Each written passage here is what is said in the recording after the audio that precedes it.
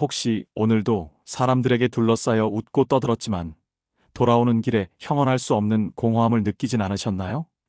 2300년 전 춘추 전국 시대의 한 산에도 똑같은 기분을 느꼈습니다. 그의 이름은 장주. 훗날 우리가 장자라 부르게 될 남자입니다. 그의 나이 50. 사회적으론 가장 안정되어야 할 나이였지만 그의 현실은 남루했습니다. 온나무 밭을 관리하는 말단 관리직. 하루 종일 끈적거리는 온나무 진액 냄새를 맡으며 서류를 정리하는 것이 그의 일이었습니다. 가장 견디기 힘든 건 일이 아니었습니다. 퇴근길 마음에도 없는 소리를 주고받아야 하는 술자리, 남의 눈에 들기 위해 굽신거려야 했던 모든 만남이 그의 영혼을 갉아먹고 있었습니다. 그의 손가락 끝은 항상 검게 절어 있었습니다. 온나무 진액이 스며든 손끝은 아무리 씻어도 지워지지 않는 가난의 증거 같았습니다. 해진 옷을 기워 입고 신발이 벗겨지지 않게 밧줄로 발등을 꽁꽁 묶어야 했던 노년의 일상. 사람들은 그를 보며 혀를 찼습니다. 이복의 장주, 그 나이 먹도록 온나무나 만지며 살 텐가? 이제 그만 고집을 꺾고 세상과 타협하게. 그들의 눈에 장자는 실패자였습니다. 남들처럼 높은 관직에 올라 비단 옷을 입지도 못했고 금은 보화를 쌓아두지도 못했으니까요. 하지만 장자는 온나무 냄새가 밴 자신의 손을 가만히 내려다보며 생각했습니다. 저들의 화려한 옷에선 시기심의 냄새가 나고 내 거친 손에선 흙의 향기가 난다. 그의 친구 혜자마저 그를 비웃었습니다. 자네가 하는 말은 그저 크기만 하고 쓸데가 없네. 아무도 쓰지 않는 구부러진 나무 같단 말이야. 세상은 그에게 끊임없이 말했습니다. 쓸모가 있으라고. 남들에게 보여줄 만한 무언가를 내놓으라고. 만남의 자리마다 어떻게 하면 출세할 것인가를 논하는 사람들의 목소리가 귓가를 찔렀습니다. 그 시끄러운 소음 속에서 장자는 깨달았습니다. 사람을 만날수록 자신이 점점 작아지고 있다는 사실을 말입니다.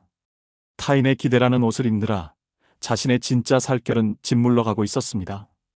인간관계의 피로함이 임계점에 달했을 때 그는 결심했습니다. 그날 이후 장자는 스스로를 가두었습니다. 뒤뜰의 작은 오두막. 남들이 패배자의 무덤이라 부르는 그 좁은 공간으로 제 발로 걸어 들어갔습니다. 문을 닫는 순간 세상의 시끄러운 비아냥이 멈추었습니다. 비로소 들리기 시작한 것은 자신의 거친 숨소리와 오두막 처막 끝에서 떨어지는 빗소리뿐이었습니다. 누구도 그에게 무엇이 되라고 강요하지 않는 시간.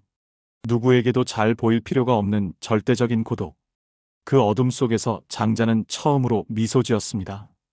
인생 50에야 비로소 타인의 지옥에서 탈출한 것입니다.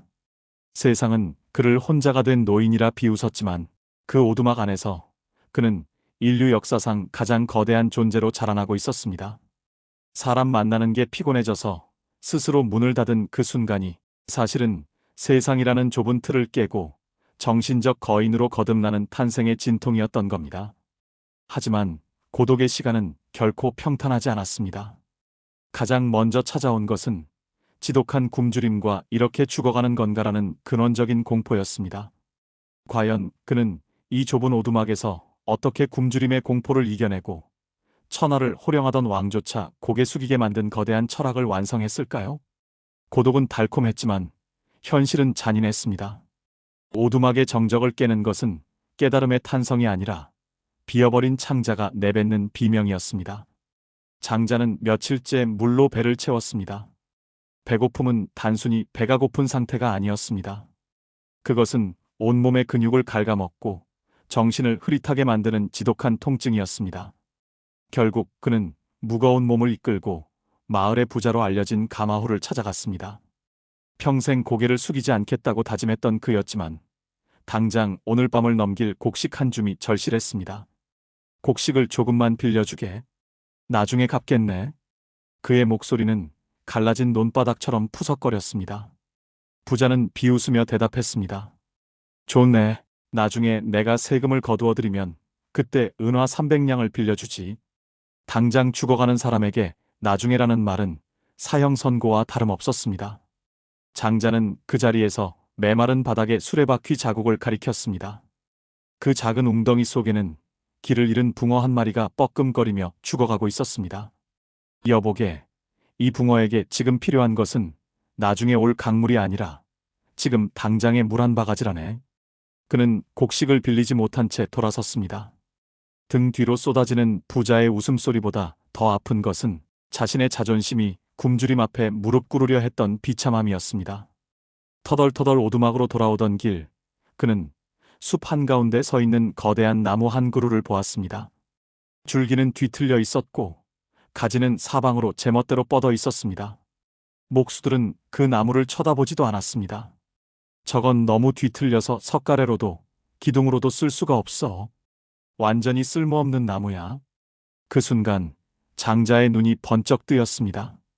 똑바르고 잘생긴 나무들은 이미 도끼에 찍혀 목재로 팔려나갔지만 사람들이 쓸모없다고 내버려둔 저 뒤틀린 나무는 도끼날을 피해 수백 년을 살며 거대한 그늘을 만들고 있었습니다.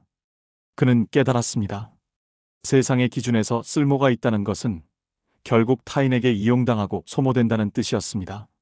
석가래가 되기 위해 베어지고 고기가 되기 위해 도살당하는 삶. 우리가 그토록 갈구하던 능력과 쓸모는 사실 우리를 일찍 죽게 만드는 족쇄였던 겁니다. 쓸모없음의 쓸모.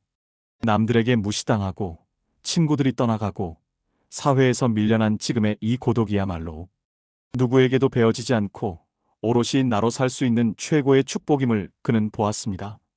오두막의 굶주림은 더 이상 고통이 아니었습니다. 그것은 영혼이 비대해지기 위해 육신을 비워내는 과정이었습니다. 사람 만나는 게 피곤해지고 세상의 쓰임에서 멀어지는 기분이 드시나요? 축하합니다. 당신은 이제야 비로소 타인의 도구가 아닌 당신 삶의 주인이 될 자격을 얻은 것입니다. 장자는 이 쓸모없음의 지혜를 통해 세상의 모든 속박을 끊어내고 정신적 거인으로 우뚝 섰습니다. 하지만 그의 명성이 높아지자 이번엔 세상이 더 거대한 미끼를 들고 그를 찾아옵니다. 초나라 왕이 보낸 사신들이 황금과 권력을 들고 오두막 문을 두드린 것입니다. 평생을 굶주림과 싸워온 이 노인에게 닥친 최후의 유혹. 그는 과연 이 달콤한 제안 앞에서 어떤 기상천외한 답변을 내놓았을까요? 사람들은 장자가 오두막에서 그저 굶주림을 견디고 있다고 생각했습니다. 하지만 그는 그곳에서 인류 역사상 가장 위험하고도 거대한 지적 혁명을 준비하고 있었습니다. 당시 지식인들이 어떻게 하면 출세할까를 고민할 때 장자는 무엇이 진리인가라는 근원적인 질문을 던졌습니다. 그는 주간 위에 세상을 뒤흔들 논리를 새겨 넣었습니다. 그의 학문은 독보적이었습니다. 크다와 작다, 옳다와 그르다. 삶과 죽음은 원래 하나다. 그는 인간이 만들어낸 모든 차별과 편견을 박살내는 상대주의 철학을 구축했습니다. 꿈속에서 나비가 된 것인지, 나비가 꿈속에서 내가 된 것인지 알 수 없다는 그 유명한 호전몽의 철학은 인간의 인식이 얼마나 보잘것없는지를 폭로하며 사람들의 고정관념을 송두리째 뒤흔들었습니다. 이 비범한 글들은 소리 없이 성벽을 넘었습니다. 전쟁과 사륙이 일상이었던 전국시대, 왕들은 늘 불안했습니다. 어떻게 하면 더 큰 땅을 가질까라는 욕망에 갇혀 밤잠을 설치던 그들에게 장자의 문장은 그야말로 정신적인 핵폭탄이었습니다. 천하를 다 가지려 하는 자는 천하의 노예가 될 뿐이다. 진정한 승자는 자신을 비워 우주와 하나가 되는 자다. 초나라의 위왕은 장자의 글을 읽으며 전율했습니다. 수만 명의 군대로도 얻지 못한 평온이 이 가난한 노인의 문장 속에 있었기 때문입니다. 왕은 깨달았습니다. 이 남자를 곁에 두지 못하면 자신의 왕좌는 그저 화려한 감옥일 뿐이라는 사실을 말입니다. 왕은 마침내 승부수를 던졌습니다. 초나라 최고의 관직인 재상의 인장과 황금 천냥을 든 사신들이 장자의 오두막 앞에 나타난 것입니다. 장주 선생, 왕께서 당신을 이 나라의 재상으로 모시고자 합니다. 이 황금은 당신의 가난을 끝낼 것이고 이 관직은 당신의 뜻을 천하에 펼칠 도구가 될 것입니다. 마을 사람들은 숨을 멈췄습니다. 평생 온나무 진액이나 묻히고 살던 늙은이가 이제 천하를 호령할 기회를 잡은 것입니다. 하지만 낚싯대를 든 장자의 어깨는 미동조차 없었습니다. 장자는 고개도 돌리지 않은 채 물었습니다. 초나라 왕실에 3000년 된 거북이 껍질이 있다지? 비단으로 감싸고 보석 상자에 넣어 묘당에 모셔두었다던데. 사신들은 당황하며 고개를 끄덕였습니다. 그렇습니다. 아주 귀하게 받들고 있습니다. 그렇다면 그 거북이는 죽어서 뼈를 남기고 대접받기를 원했을까? 아니면 살아서 진흙탕 속에 꼬리를 끌고 다니기를 원했을까? 사신들이 대답했습니다. 당연히 살아서 진흙 속에 논이는 쪽을 택했을 것입니다. 그러자 장자가 일갈했습니다. 그럼 돌아가시오. 나 또한 이 진흙탕 속에서 꼬리를 끌며 살겠소? 그것은 단순히 돈을 거절한 것이 아니었습니다. 세상이 만든 성공이라는 틀에 자신을 가두지 않겠다는 절대적인 자유의 선언이었습니다. 그는 화려한 궁궐의 박제가 되기보다 비천한 진흙탕의 생명으로 남기를 선택했습니다. 남들이 정해놓은 성공의 기준에 맞추느라 당신의 영혼이 죽어가고 있지는 않나요? 장자는 황금을 걷어차고 다시 고독 속으로 걸어 들어갔습니다. 하지만 그가 선택한 그 진흙탕이야말로 인류 역사상 가장 거대한 철학이 완성되는 성지가 되었습니다.